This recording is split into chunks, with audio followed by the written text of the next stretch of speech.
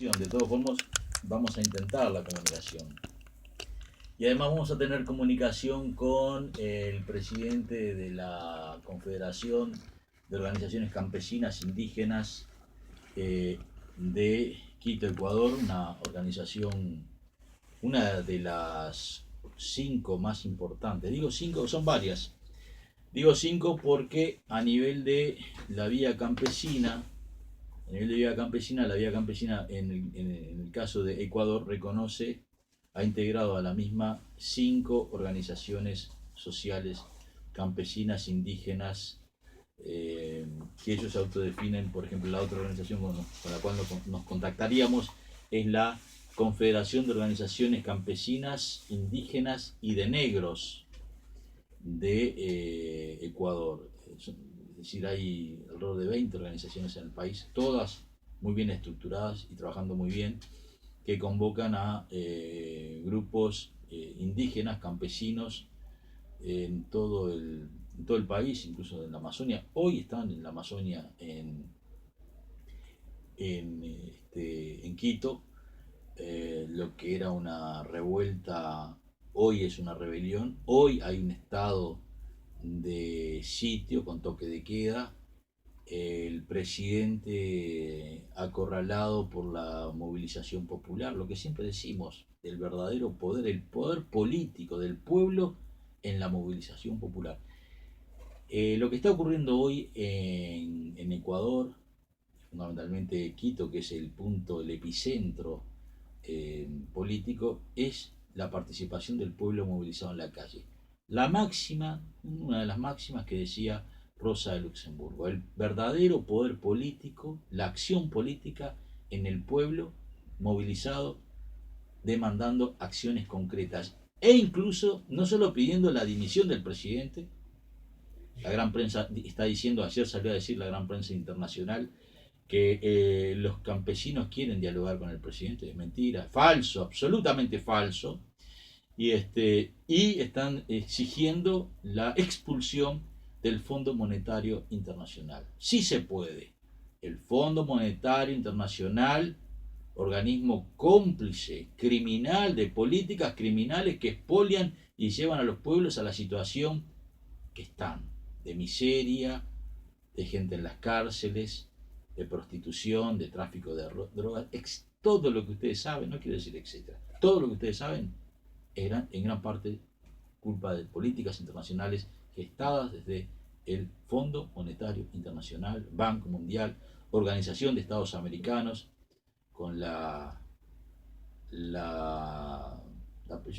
no tiene ni adjetivo, este señor abogado, el hombre del MPP, la 609, rodeado por gente del MPP en este momento, en Washington, un triste siervo de gleba del imperio. Estoy refiriendo al doctor Luis Almagro. Eduardo. Sí, bueno, este fin de semana se ve pautado evidentemente por los acontecimientos en Ecuador. Vamos a hacer un poco memoria de que Lenin Moreno fue el que entregó a Sánchez de la embajada ecuatoriana en Londres. Y yo creo que esa fue una pauta como para que las cosas se torcieran o que ya mostraran el hecho de que este presidente progresista ya estaba torcido. Bueno, evidentemente siguiendo las pautas del Fondo Monetario Internacional, al cual perjudicaba, como siempre, a las clases más populares, campesinas, esto es producto de ello. Nosotros dentro de instantes vamos a tener comunicación directamente desde Ecuador. Acá está Luis tratando de comunicarse. Vamos a comunicarnos con las organizaciones indígenas, a ver qué nos cuentan de los últimos acontecimientos. La situación en Ecuador es grave, ¿no? Ya que en este momento hay estado de sitio, incluso había problemas de comunicación. Ojalá que tengamos suerte en este momento con la comunicación que nosotros tenemos planeada hacer. Y bueno, la gente de todas formas ha respondido con bandería, con una gran caceroleada, es decir, que todavía se mantiene. Hay una instancia de diálogo que ha llamado el gobierno, y bueno, este llamado fue traicionado eh, por, por el gobierno, ya que se llamó al diálogo y por otro lado se comenzó a reprimir hasta los niños que estaban en el Instituto de Cultura, donde estaban las masas indígenas allí refugiadas. Eh, bueno, esto es lo que trataremos de darle entonces la comunicación, estamos en ello. Antes de pasar a la comunicación vamos también a mencionar que mañana en la universidad se va a hacer el sepelio de Eduardo Bleier, que fue encontrado en el batallón 14, y esto da una pauta también de cómo mintieron los militares, de cómo mintieron los militares a los familiares desaparecidos. Y hay comunicación con... Sí, nos están comunicando los líderes de las dos organizaciones que están en continuo movilización y respondiendo a grupos movilizados. Es una situación muy, muy complicada. De todas formas van a tratar de comunicarse porque quieren que se conozca en directo lo que está pasando en este momento en Quito, Ecuador. Sí, en este momento hay un bloqueo informativo y bueno, como siempre en esta audición tratamos de romper esos cercos que las fuerzas reaccionarias implementan, ¿no? Nosotros desde aquí trataremos de romper ese cerco informativo comunicándonos directamente con Ecuador en breves momentos. Bueno, le estaba hablando de Eduardo Bleier, no queremos olvidarnos de él y de lo que significa haber encontrado en este momento los restos de este compañero que fue brutalmente torturado, y una frase que quedó marcada y pauta de quién era este compañero cuando le dijo a los milicos, cuando estaban en el infierno, en la tortura: con ustedes no tengo nada que hablar. Bueno, heroica la resistencia y el ejemplo de Eduardo Bleier Horowitz. Un saludo a su familia, a sus amigos, a sus compañeros del Partido Comunista Uruguayo, a la gran masa frente amplista que sigue levantando la bandera de verdad y justicia a pesar de lo que ha hecho el gobierno, que es tirar la pelota para, en términos futbolísticos, para fuera de la cancha. Bueno, y en fin, me contaba quien era mi jefe en el Ministerio de Ganadería, el ingeniero Pedro Berger, era un hombre del Partido Nacional que fue frentista, que fue amigo de Bleier, que lo conoció cuando Bleier, siendo un adolescente prácticamente, se quiso enrolar en las brigadas internacionales de resistencia para ir a pelear a la Segunda Guerra Mundial. Nos contaba la versión de el ingeniero agrónomo Pedro Bergeret Morales, hoy fallecido. Y nos hablaba de que era un muchacho en su adolescencia excepcional, solidario, bueno, comprometido, es decir, un hombre que incluso en aquella época quería ir como voluntario a pelear contra los nazis en la Segunda Guerra Mundial. Anécdotas. También estuvimos en Minas en la presentación del Sí, libro de estuvimos Jorge en la Zabalza. presentación en una sala llena en el centro de Minas. Estuvimos haciéndonos eco y presenciando y escuchando de cómo el tambero Zabalza nos presentaba el libro La leyenda insurgente. Es un libro que nos habla de historia, nos habla de Artigas, nos habla de los indios, nos habla de los negros, nos habla de cosas que, bueno, nosotros aprendimos mal en las escuelas. Y bueno, en este momento, claro que la historia la escriben siempre los que ganan. Bueno, esto es otra parte de la historia que, bueno, fue muy bien documentada por nuestro compañero Jorge Zabalza en este nuevo libro, que evidentemente fue un éxito ya que se marchó como pan caliente. Eh, bueno, estábamos hablando de Eduardo Bleyer, que era tesorero del Partido Comunista. Y bueno, evidentemente los militares en estos momentos, además de ir por el militante comunista, iban por el dinero, ¿no? Y sobre todo porque era de origen judío, y esa fue la causa que se extremaron las torturas contra él. Entonces uno de los testimonios decía: nos despertaron cuando llamaron a Eduardo Bleyer y le gritaron: ¿vas a hablar hoy? ¿Vas a hablar?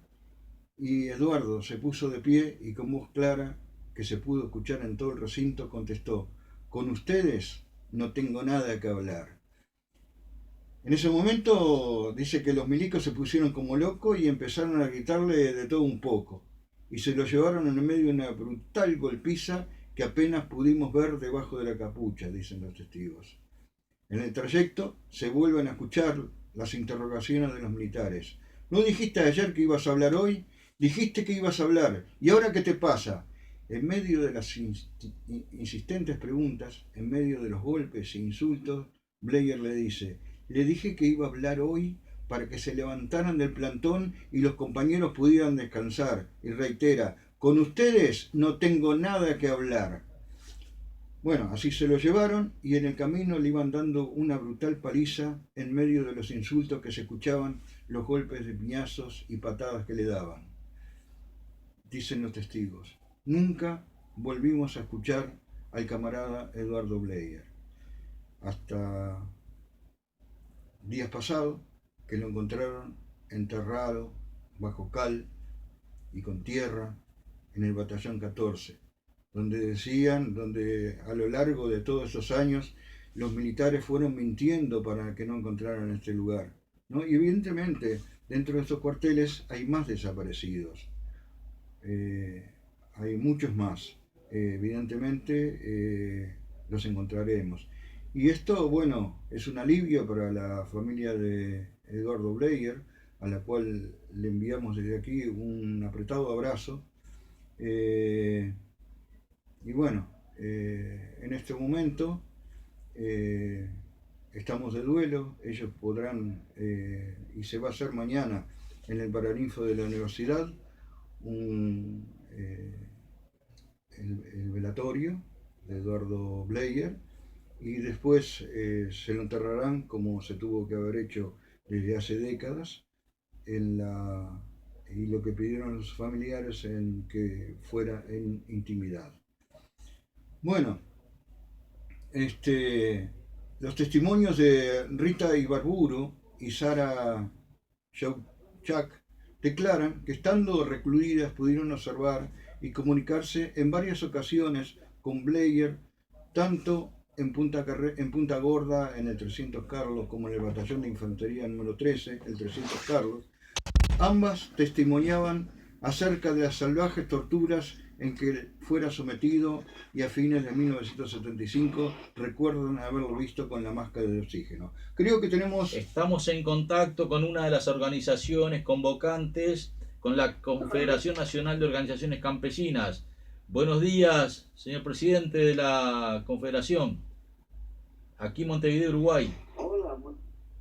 Hola, muy buenos días a todo el pueblo uruguayo, hermano, también a todo mi pueblo ecuatoriano. Saludarles a ustedes también saludarles también por esta entrevista. Y bueno, estamos a la orden. ¿Cuál es la situación en este momento con la otra organización campesina indígena, con la FEI? Nos decía recientemente que era imposible comunicarse por los actos de violencia que se están desarrollando en este mismo momento en Quito, Ecuador. ¿Qué nos puede decir al respecto? Bueno, la situación acá en nuestro país en estos momentos está situación bien delicada, una situación bien triste para la realidad de nuestro pueblo, nuestras luchas.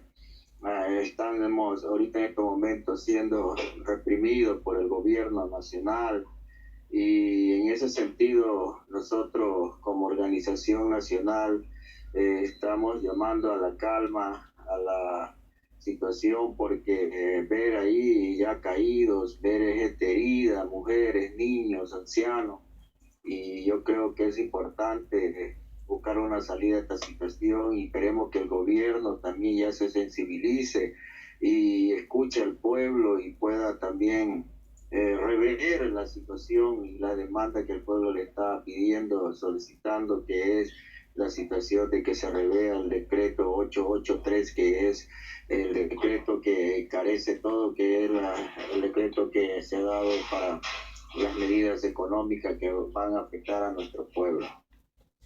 ¿Qué se puede decir con respecto a el tema del Fondo Monetario Internacional? Claro, eso es otro de los puntos que nuestros compañeros y todos nosotros rechazamos la injerencia del Fondo Monetario Internacional acá en el país, porque estamos claros que las políticas del Fondo Monetario solamente se han creado en los países para empobrecer más, es para crear menos trabajo, es para más bien reducir empleo, es más bien para empobrecer más a la gente. El Fondo Monetario es más bien también para quitar derechos. Entonces, en ese sentido, creemos que nosotros, nuestra posición es fuera del Fondo Monetario de aquí del país, porque esa situación nos va a empobrecer más a los ecuatorianos. En este momento en Quito hay estado de sitio. No se puede salir a la calle por parte del ejército. ¿Qué nos puede contar en cuanto a esto? ¿Se ha acatado la orden o hay que hacer oleadas? Bueno, para ahorita en Quito, Bueno, estamos hablando con el presidente de la Confederación Nacional de Organizaciones Campesinas, Santo Villamar. Adelante, Santo Villamar. Sí, sí, adelante. en este momento Quito está con un estado de excepción. Quito, no se puede salir algunos compañeros, pero sin embargo la gente que está resistiendo está afuera, sigue en la lucha y ni estado de excepción puede parar la lucha de los pueblos. Entonces, en ese sentido, creo que Quito sigue en pie de lucha y los pueblos indígenas campesinos estamos ahí también resistiendo a estas medidas opresoras del gobierno. Ayer veíamos en gente que con los celulares filman la calle cómo mataban, esto lo veíamos, cómo mataban a un manifestante que estaba protegiéndose detrás de un cartón. En este momento la policía está tirando no solamente gases, sino balas de plomo. Sí, así es, toda esa situación está pasando así. Por eso pedimos también a los derechos humanos internacionales a estar presentes acá en el Ecuador para que puedan ellos optar y puedan dar a conocer y solicitar ya al gobierno que esta situación ya no trascienda y evitar que se siga matando a gente, se siga hiriendo a nuestro pueblo, niños, ancianos. Y es la preocupación que nosotros tenemos y pedimos al mundo entero a que se pronuncien en esta situación de esta represión que tiene el gobierno contra nuestros pueblos acá en este proceso de lucha. Sí, el gobierno había llamado a un diálogo, pero este diálogo no se cumplió por parte del gobierno, ¿no? Es decir, continuó la represión. ¿Es así? Bueno, el gobierno, nosotros como organización en estos momentos el gobierno convocó un diálogo a todas las organizaciones indígenas del país y nosotros hemos también aceptado ir al diálogo, pero nuestra propuesta ha sido, vamos al diálogo, pero lo primero es el tema del decreto 883 que se revise y se revea esta situación. Entonces, vamos el día de hoy, vamos a estar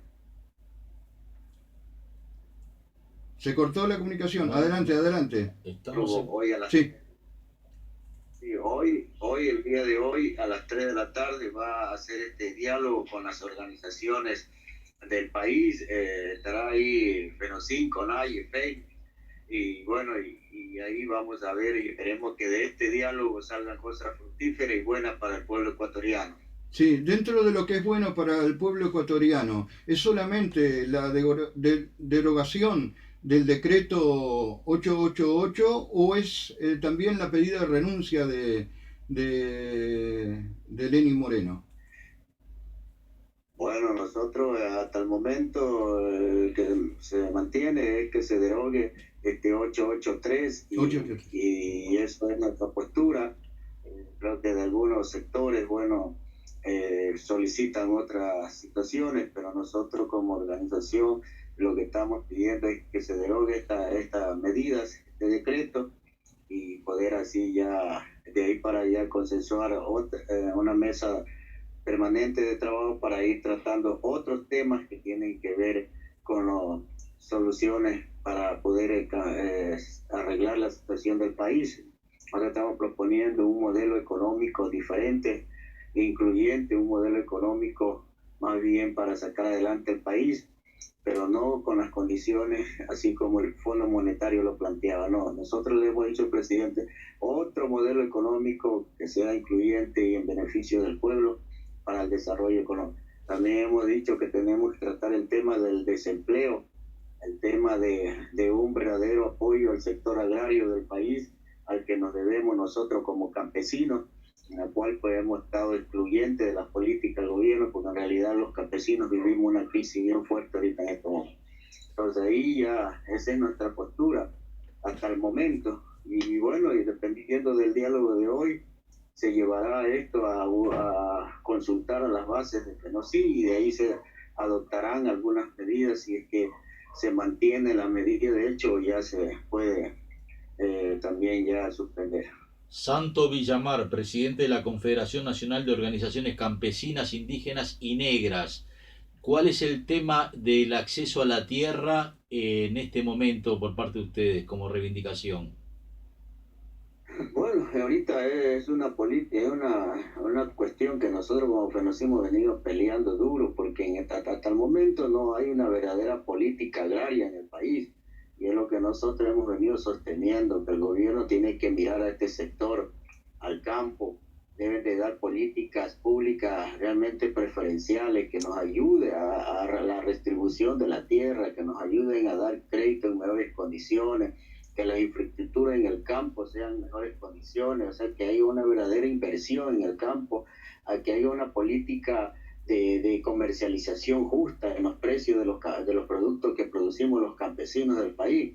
Entonces, en realidad, esa es una preocupación que existe de parte de nuestro sector y que del Estado, del gobierno, no hay interés mucho de apoyar en ese sentido. Por eso es que nosotros hemos venido planteando políticas públicas como por ejemplo el tema de la agricultura familiar campesina, para que esto aterrice en territorio y se vaya fortaleciendo la producción, se vaya fortaleciendo la comercialización y se vaya también dando infraestructura que nos permita hacer una buena producción en el campo. Entonces creemos que es importante todos esos temas tratar, pero nosotros hemos propuesto siempre como una organización propositiva como FNOCI, creemos que estos problemas que hoy nos une al país y que hoy creemos que con este diálogo se puedan tocar también temas trascendentales como es el campo agrario. Santo Villamar, presidente de la Confederación Nacional de Organizaciones Campesinas, Indígenas y Negras de Ecuador. La vía campesina, reivindicando el acceso a la tierra, la agricultura familiar, ha reconocido 5 organizaciones de Ecuador, entre ellas ustedes. Pero ¿cuántas organizaciones son en total con base en todo el país, aproximadamente? Bueno, aquí en Ecuador, como es un país diverso, es un país que tenemos diferentes formas de organización, tanto comunal, tanto asociativa, y de esa manera, ¿no? Entonces, aquí en el país existen muchas diversidades de organizaciones y nosotros nomás como FENOCI en el país estamos de las 24 provincias del país, estamos en 20 provincias del país con presencia organizativa y bueno, y tenemos alrededor de 1.200 comunidades que son organizaciones de primer grado. Entonces, más o menos así. De ahí a nivel del país, Santo Villamar, presidente de la Confederación Organizaciones Nacional de Organizaciones nacionales. Campesinas, Indígenas y Negras. Le agradecemos la atención que ha tenido en este momento, Santo Villamar. Un fuerte abrazo y adelante con las reivindicaciones. Abrazo. Bueno, gracias a Gracias. ustedes y a todo el pueblo uruguayo también. Pasen bien, gracias. Y a todo el pueblo de Ecuador. Gracias a usted. Chao. Adelante, Vicente.